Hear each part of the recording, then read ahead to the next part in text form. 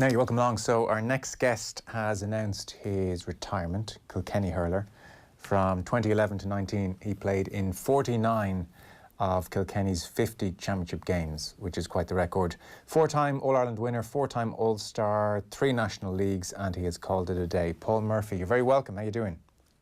I'm good, Joe. How are you? Yeah, very well. Congratulations. That CV must surpass expectations, or does it? Yeah, no, certainly does. I think from a young age, your ambition is to just get on the Kilkenny team, but once you win maybe in All-Ireland, that's kind of, that's the dream, really. To go any further than that then is, I suppose, it's just uncharted territory. You don't know how far you can go and where it's going to stop. And look, I've been very privileged to win as much as I have, and it's been brilliant. And 49 out of, I didn't realise it was that number, but it's great to hear numbers like that when you're finishing your career. Well, I think 49 of 50 puts you and TJ Reid streets ahead of the rest in that period. So you and Reid were the mainstays, really. 49 of 50 championship matches. You're only 32 this month. You've got another 5-6 years in you. So what's the story? Well, I see now. It's easy to say that now, Joe, and you're sitting in your seat, but sitting in my seat, it's a bit different. Yeah, look, again, there's lots of things that influence the decision. I suppose it's not just physical fitness. There's also, the demands of life in general, and there's lots of commitments to be had. So, it wasn't just a case of am I physically fit. I feel great, and I've been lucky with injuries, I suppose, over the years, 1 or 2 niggles, but nothing major to be really concerned about, and nothing major I thankfully won't be bringing back to my club. But look, there's lots of decisions that influence a decision like this. And look, the bottom line, with all the things that affect this decision, I'm very happy in the position I am, leaving that I'm making a good decision. So what's the biggest factor then? Yeah, well, look, I suppose the biggest factor is you see what's your purpose involved in the team, really. Look, this year, I suppose, didn't go to plan for me. Didn't really have a great club campaign, which I was very disappointed in. And, coming back into Kilkenny, I would have felt it was a great chance to have a clean slate and maybe tackle into getting form back right, which I felt came back right in training sessions, but then just didn't get the game time. So, look, again, that's down to picking teams and managers and selections and different things like that. So, look, I suppose after the year panned out, I kind of said I'd see as the year would go on and make my decision, making, a very balanced, calculated decision at the end, waited till the year was over and kind of mulled over my decision. I just decided that maybe now, probably not going to get the game time next year, and just decided that, yeah, look, maybe now I can give commitment while I'm still fit and while I'm still can contribute 100% to my club. Why not go back to my club now and contribute massively really to my club, and, let someone else, a new young fella, step through and grab a jersey and make a career for himself over the next 10 or 12 years, hopefully. And how straightforward was that decision? As in, you're a competitor, you're still, like I said, just going on 32 this month, so 32 for the rest of the year. You've had 1 year where you struggled to get into the team. How big was the voice in your head saying, no, we're going to go back next year, we're going to fight, I'm going to get back into that team? Yeah, look, the competitive side of it, you don't get anywhere in this game, or, I suppose any high-level sport, without really having a competitive edge. And really, I suppose, once I wasn't getting game time, once I didn't feature in any of the matches, I was probably 95% sure leaving Croke Park against Waterford that was it. And I kind of absorbed the day and took in the surroundings. And, I was very gracious leaving. And then as the few weeks went on, I chatted to people just to make sure I was making the right decision. I would have chatted to Conor Fogarty and Richie Hogan and, a few reliable people over the time, just to make sure that, because I wasn't sure, how do you come to this decision and how do you know you're making the right decision? And, there was a time where I was thinking, okay, maybe I will go back. And before Christmas, I was thinking maybe I will go back. Again, after Christmas, then I think I suppose the thoughts reoccurred again that, maybe I'm not as excited about going back this year, as I was other years. And I think that's a big influence. If you're not going to commit to 100%, it's not the right place to be. And I don't think it's fair on your teammates also that if you feel you can't commit 100%, it's probably best to be honest and step aside. So it did go back and forth, and it did take me a good few weeks. But I was happy that I chatted to really reliable people, really sound people with good sound judgment, that, once I made my decision, that it was a good decision and that it wasn't just, a flippant decision made off the cuff. And did COVID feed into it? Not really, no, to be honest. If anything, it probably would have made it easier to fit back in, because we were turning straight back around into really, as we're looking at a championship now, okay, we'll see if it maybe gets knocked back a month or maybe a few weeks. We just don't know where to go with COVID. But no, COVID didn't affect my decision at all, really, in terms of if I was going to go back. And what does, say, Richie Hogan say to you, or the other teammates say to you when you're thinking of it? Because I suspect the instinctive reaction of a teammate would be to say, no, you've loads in you, come on, come back. Yeah. And it was the case, you know, the lads did kind of say that to me, and it was nice to hear that. It was nice to hear they weren't hunting me towards the door either. But, Paul, I think that's a great idea. Hey, that's a brilliant idea. That's the best one you've had in 10 years, to be honest. But no, look, the lads were great, and I'm lucky to be surrounded by so many great fellas that are in the game and that understand the game, and they also understand the commitments. And you know, Richie was great. It was great in terms of talking to him, and he made some very good points in terms of going back. And I suppose the big one is, look, he said, once you leave, that is it. So if you are making that decision, you know, be sure of it. But if you're unsure of the decision, you can always go back and decide once you go back. And there was different conversations like that. So it was good to kind of get a different perspective on it and different viewpoints. So certainly he was great for me, but there was no general definite answer once we were finished. It was just a kind of I just want to bounce a few things off you here, Richie. What do you think? And, you know, Richie, thankfully, didn't hunt me towards the door. So we're still friends anyway. That's the main thing. How did you tell Brian Cody? How did I tell Brian? Just rang him there. Was it last Thursday morning, I think it was? I just rang him and had decided, look, I'll give him a call here now. Rang him. It wasn't a long phone call, probably lasted about a minute. But, you know, I was very grateful for the few words we spoke while we were on the phone. You know, again, Brian's the manager, and we never had a very personable relationship in that we weren't having cracks and having a joke when we go into a dressing room. It was very much business, and I always respected that. But I suppose this minute of an opportunity at the end where I just, you know, obviously said thanks for everything, thanks for the opportunities and so on. And he said thanks to me in return, which, you know, straight away I laughed during the week, because I rang or sent a message to David Herity during the week, because obviously Herity had said that, you know, Brian didn't say thanks to me when I left. So when I was on the phone, I didn't know what way the phone call would go, and I said, you know, nobody else popped into my head except when Brian said thanks to me, I thought of David Herity. And Herity was absolutely, you know, he was delighted I thought of him, I suppose, in one respect. But it was funny in that you can't weigh off as to how these things would go. But, you know, I was very happy once I hung up the phone. I appreciated the few things that Brian said to me, and, you know, that was really it. There wasn't very much to it. Yeah, that just seems to be his way. There is a distance with his players. They're his foot soldiers, and he's the boss, and that's the deal. Yeah, it's the way, I suppose, Brian sees it, and different managers operate in different ways. And I think, you know, you only have to look at, I suppose, hurling alone. You can look at Gaelic football as well. Different managers have different styles, and, you know, some are very charismatic and some stand back a small bit. And, you know, Brian's way has clearly been successful over the years. And look, I mean, okay, he does, there is a line between you and Brian, but at the same time, you know, he has been great to me over the years, and great to me, giving me the opportunities. And I would have felt I was a player that, you know, Brian, I suppose I got on well with Brian over the years, and there was never anything there at all that I would have felt, you know, any sort of, you know, that there wasn't anything but a good kind of working relationship there with Brian. So that's the way Brian works, and I've always respected that. And, you know, it was no different once we finished. It was the same relationship. Well, when you're being picked in 49 of 50 championship matches, it's a pretty straightforward deal. Yeah, look, it's funny that you're saying that. I never thought of it like that. I think the only way you can probably achieve that is not by thinking of it as, I never thought I'd hurl 50 or 49 or whatever it was championship matches for Kilkenny. You're really dealing with it year on year, and, you know, injury comes into it. And I think maybe the injury against Dublin in 2013 was the one I missed. And so, look, different things like that. Other players have been very unlucky with injuries and probably would have surpassed that really in their time. I've been just very fortunate with injuries.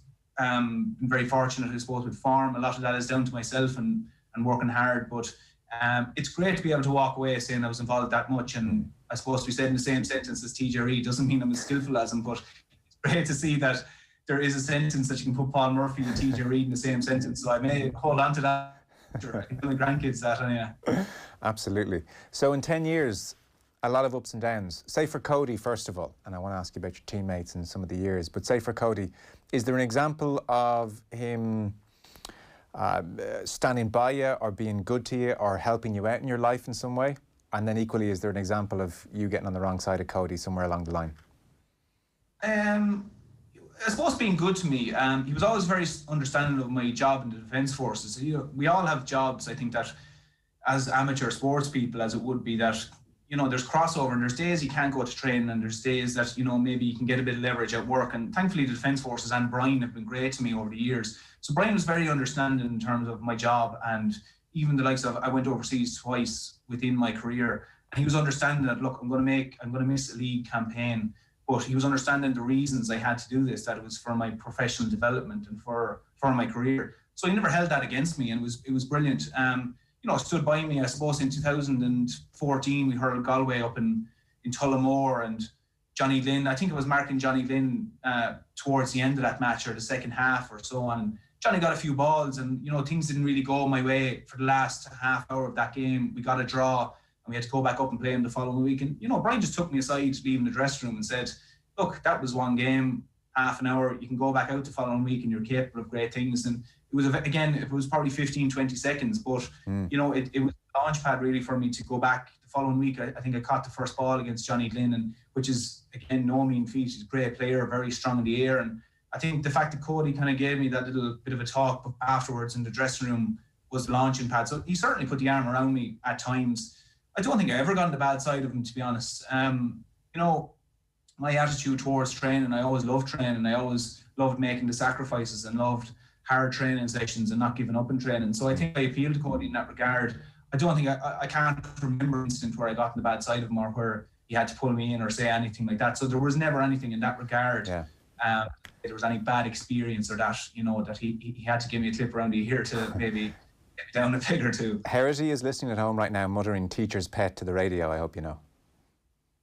Who's that, David Herity? Yeah. Yeah. Herity, yeah. Don't worry. Herity is very quick to hear. If someone's talking about David now, if I'm giving out about him, my phone, I'm sure, is hopping here beside me. But it's good to hear David is listening anyway. That example of him telling you after the Galway game, listen, in the dress, even immediately, look, it's 1.5 hour, you'll go again next week and you'll do fine, is incredibly shrewd. It's incredibly incisive bit of management. It saves you hours of stressing, am I going to even play next weekend, sleepless nights, and gives you, I'd say, to walk out of the stadium that day feeling confident is an achievement on his part. So moments like that maybe give us a glimpse of the talent he so clearly has. Yeah, I suppose he chooses words carefully, and he chooses, I suppose, his praise carefully also as well, in that, praise is obviously a great thing to give a player, and, some players need a small bit of praise at the right time to build them up, and, some players, maybe when things are going well, hold back and praise a small bit just to keep them grounded and different things. So there's different ways to play it.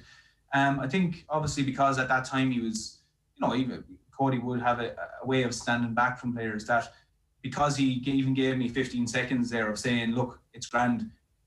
If he was overcoming too much with praise to me over the years, that moment wouldn't have meant as much. But certainly the fact that he took a moment to say, listen, everything's okay, you're grand, I know what you're capable of, on you go. That was enough, because he does choose how he approaches players very, he does think about it, and he does, he doesn't overdo it too much. So when he does do it, obviously, a player does react positively to it. And certainly that is an instant where I did react positively to just, something as small as 15 seconds of a small bit of talking to. What about teammates then? Who are your go-to guys? Who are your best mates?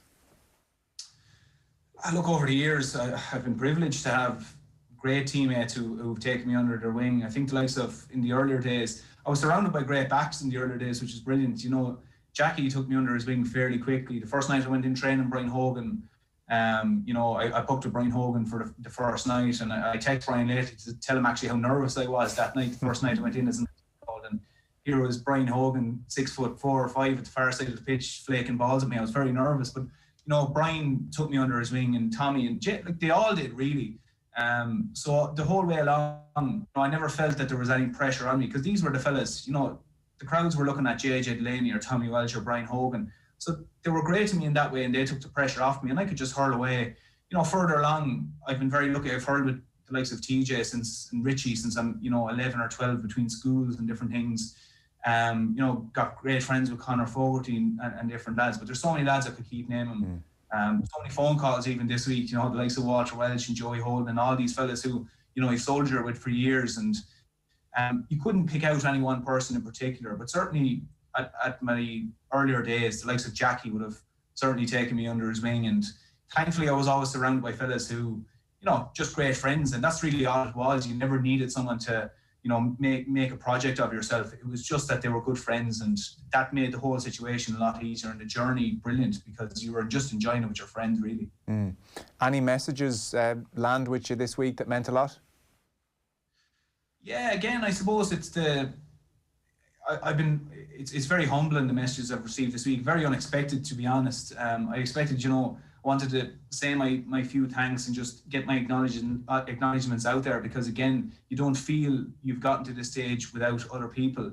But I suppose when messages come through from, again, the lads you played with over years, that, okay, strange times at the moment, we can't go and meet each other, but wherever they are in the world at the moment, they send you the text, and just to say, we had great times, and I remember this and I remember that, and do you remember the day in Nolan Park or whatever it was. And I suppose it's quite poignant when you're reading them, because you do realise that it's the end of an era for yourself, that you're moving on, that you'll never go back to this situation and never experience the things you've experienced in the past.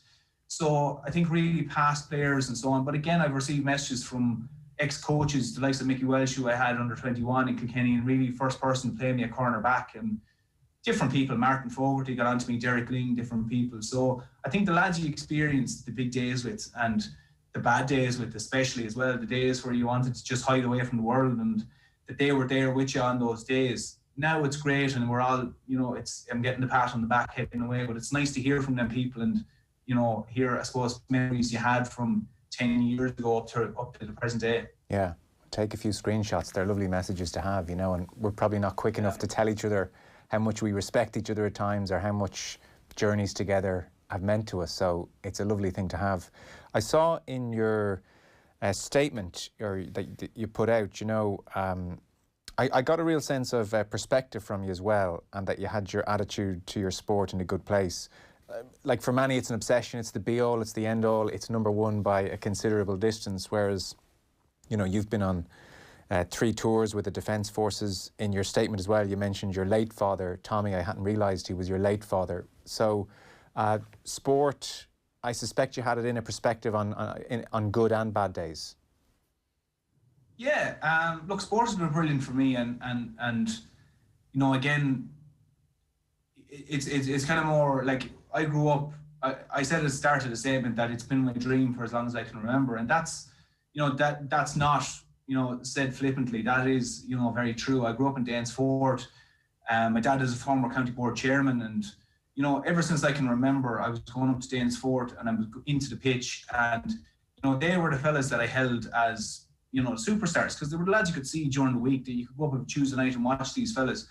So the Kilkenny team itself seemed like a completely different, galaxy. It did not seem like something that someone from, maybe my club or someone in my position goes. And I remember asking Dad years ago, what do you have to do to get on the Kilkenny team? I was probably 13 or 14, and all he said was just, you work hard. He worked with quite a few of these players. He would have known DJ and different players over the years, and he said the only difference between any of them is you work hard, and that's basically it.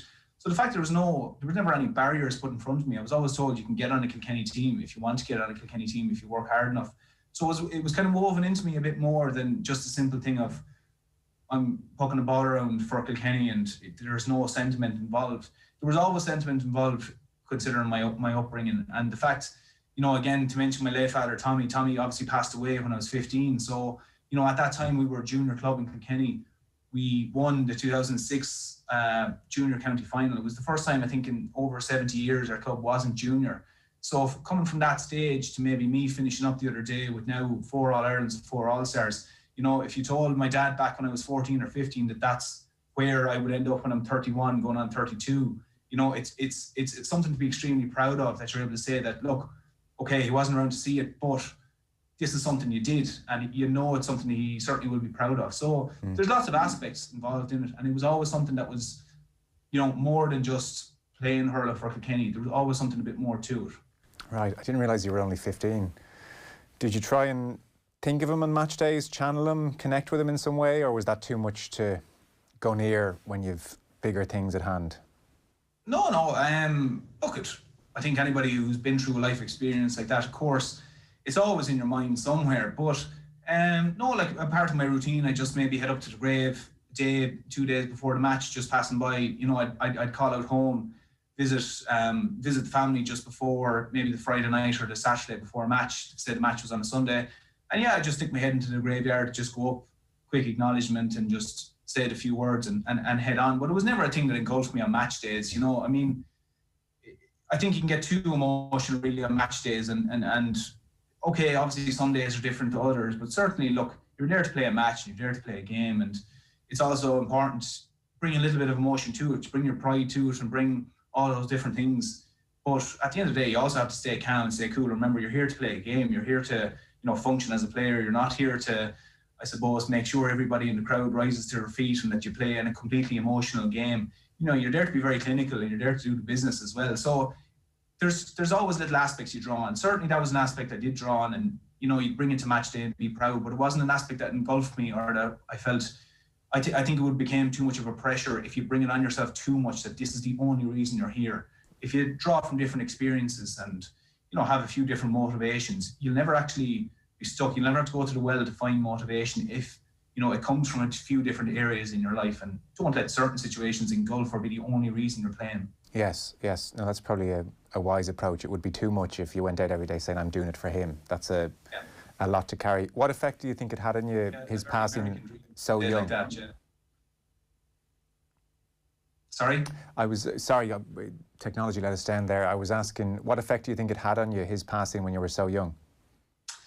I suppose it makes you grow up very quickly. I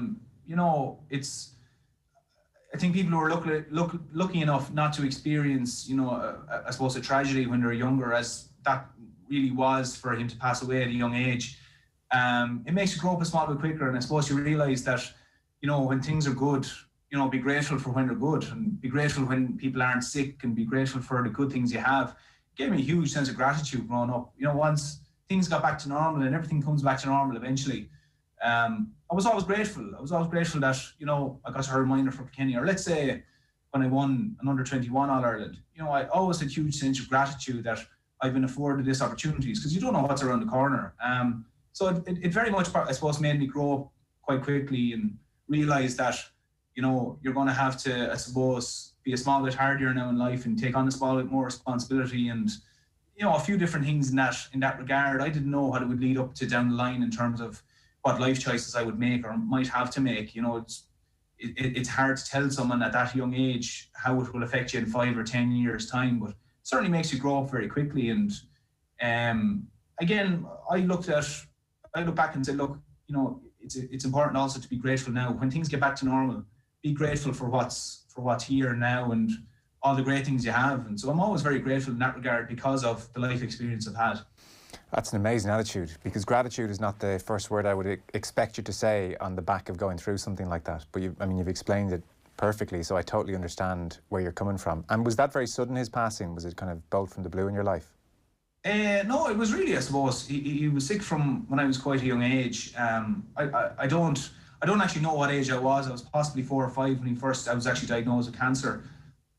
So then really, once I knew no different really growing up. I was always kind of in and out of hospitals with him and different things. But, it was something that it wasn't a shock when it happened. He obviously, got bad news gradually along the way. And around early 2004 was when we got the news that, okay, it's gotten worse really. And I was in junior cert year at the time. My sister was in leaving cert. So, there's a lot of things going on, and it's tough certainly on a kid at that time.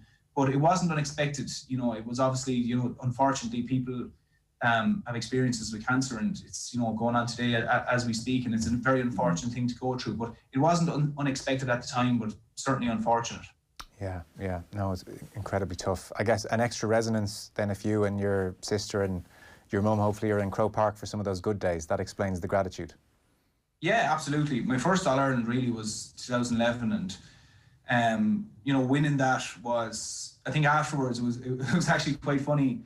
In the highlights after the Sunday game was on, and it panned to someone in the crowd crying, but it was actually my mother. And she was crying in the crowd because obviously upset and delighted and all different things. But Des Cahill remarked that I don't know why she's crying for it. Sure, Kilkenny are after winning and how many All-Irelands in the last how many ever years. But I think he got a phone call then from, I think it was Nicky Brennan rang him just to inform him, look, this is actually the reason that woman that was on the screen was having her little moment.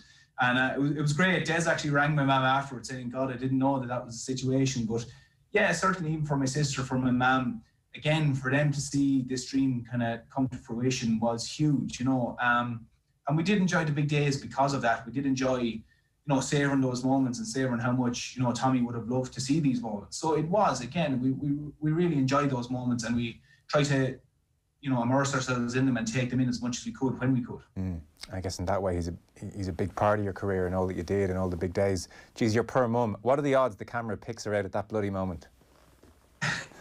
Yeah, well, I think she was, she'd obviously drifted over towards where the cup was and where Brian Hogan was lifting it. So she was probably within some sort of camera shot. And, I suppose there was a cameraman somewhere looking for the golden shot that he could pan back to the Sunday game that day. So a few things kind of came together. There's no coincidences in life. I'm sure there's a few things. But yeah, look here, a funny moment and a story kind of fell out of it as well that we'll remember for a good few years as well. Where do you keep your medals, Paul?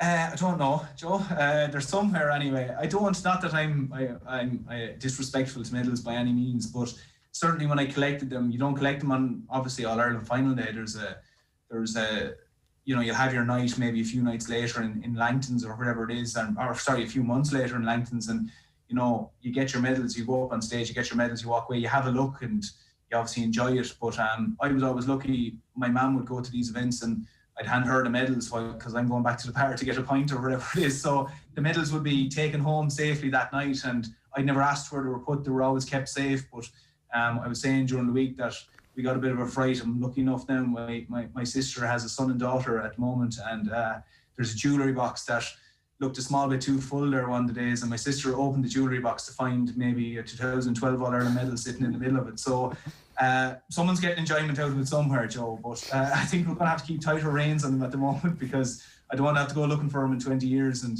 ask my niece, does she remember where she left it 20 years ago? Yeah, she put it on eBay. Geez, I can see why Cody liked you, medals away, always fit, always ready to go. This is like perfect approach, what he wants. Last year is history. You'll have to dig out those medals.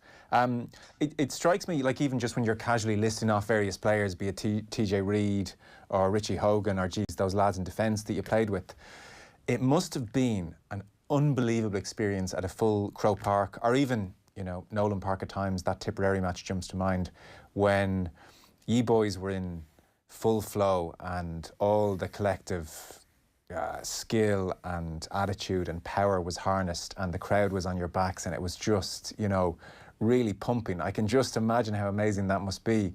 Is there a game or a match or an evening that you'd relive because of that? To almost re-immerse yourself in that kind of talent that this Kilkenny team really did have. Is there a favourite game in that respect? Yeah, like you said, I often go back to the game in 2013 against Tipperary in Nolan Park. I think it was like a perfect storm, really.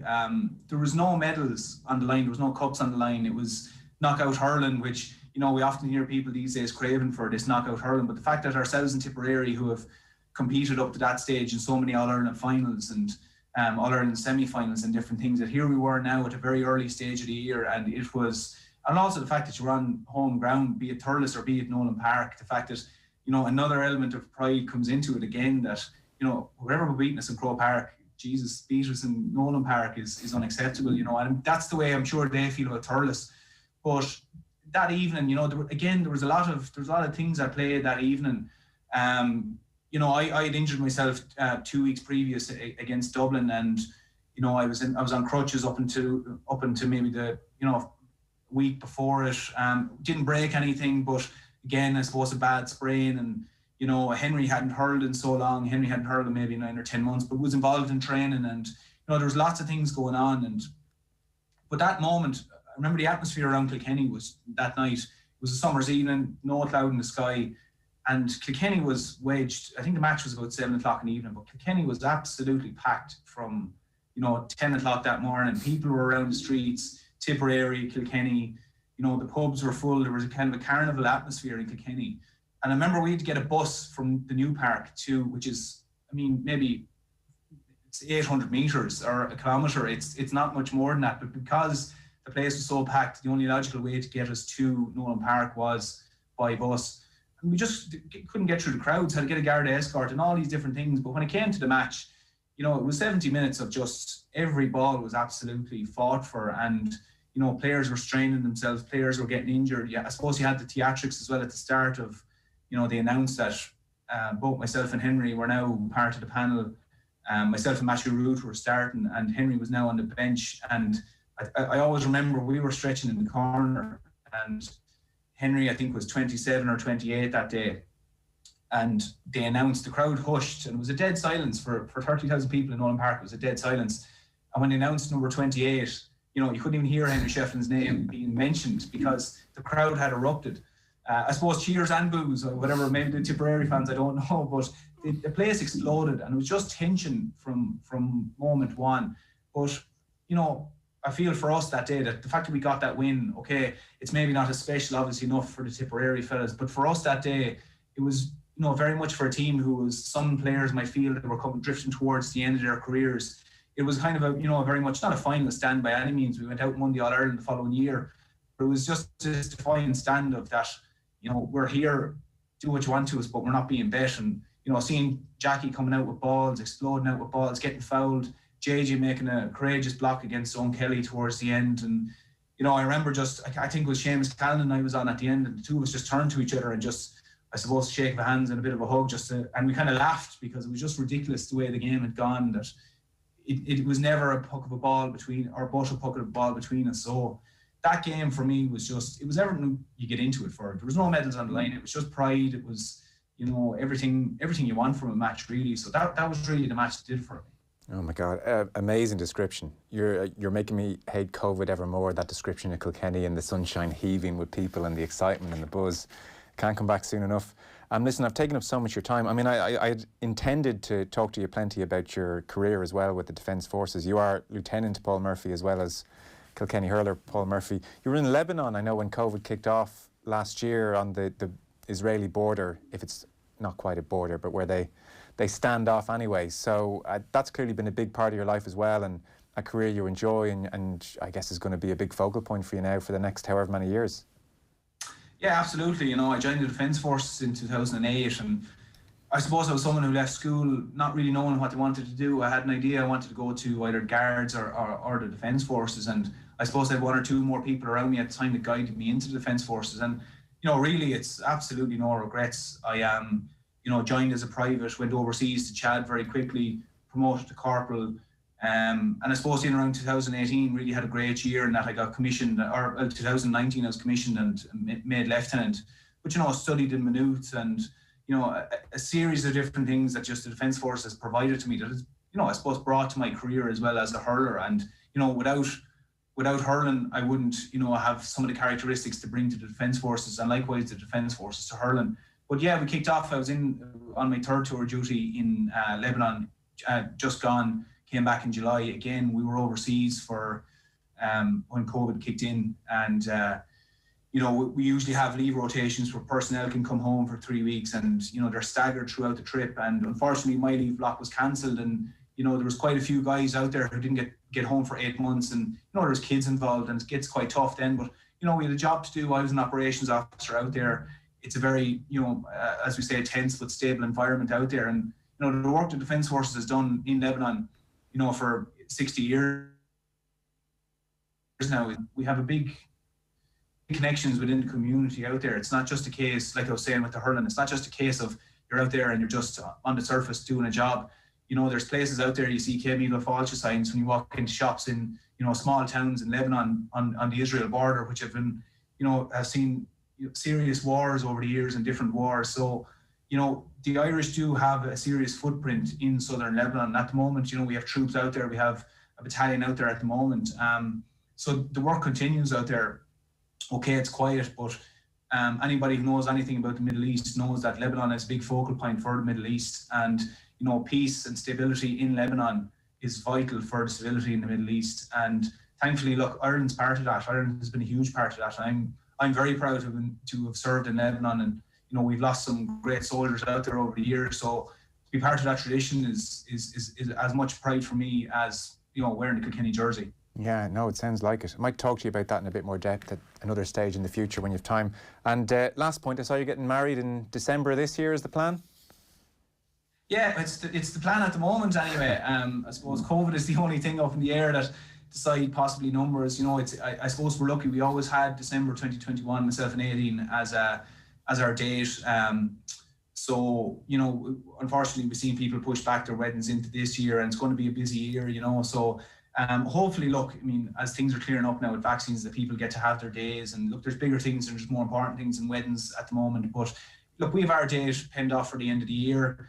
I suppose retiring from Kilkenny now, I've been given an extensive list of jobs, which I'm enjoying the challenge now of taking on. And yeah, look, it's great. It's exciting times. We're thankfully we won't have any Kilkenny trainings to interfere with any preparations around that time. But look, yeah, exciting times. Hopefully this all clears up and we get a good run at the wedding in December. Yeah, listen, we sincerely hope so. Paul Murphy, it's been a pleasure. Again, a phenomenal career. 49 of 50 championship games for Kilkenny between 11 and 19. 4-time All-Ireland winner, 4-time All-Star, 3 National Leagues. Unbelievably popular in the game and beyond it as well. So we wanted to mark the retirement as well. Say congrats. Wish you all the best for the future, Paul. Thanks a mil. Thanks very much, Joe. Appreciate it.